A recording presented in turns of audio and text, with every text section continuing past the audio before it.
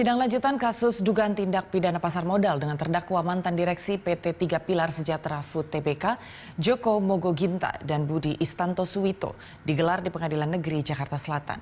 Sidang yang beragendakan keterangan saksi ahli dari pihak terdakwa.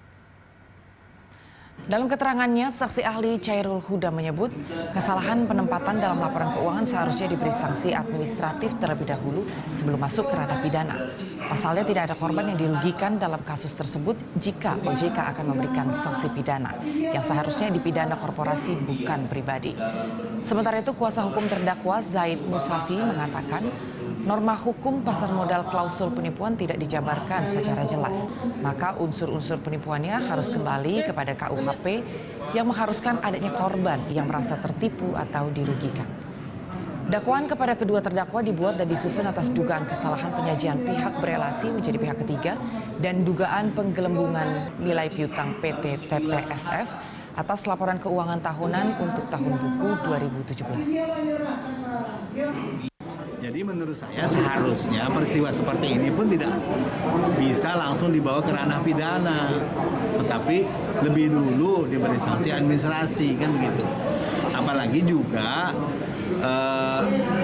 apa yang menjadi dampak itu seperti disebut dalam pasal 15 Undang-Undang Pasar Modal juga tidak terlihat, kan gitu ya.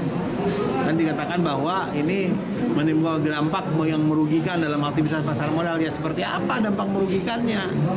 Kalau yang saya dengar dari tim penasihat hukum, saham-saham yang dibeli ketika dijual kembali setelah dilepas suspendnya, dulu nilainya tinggi, tetap tinggi. Jadi tidak ada yang merugikan.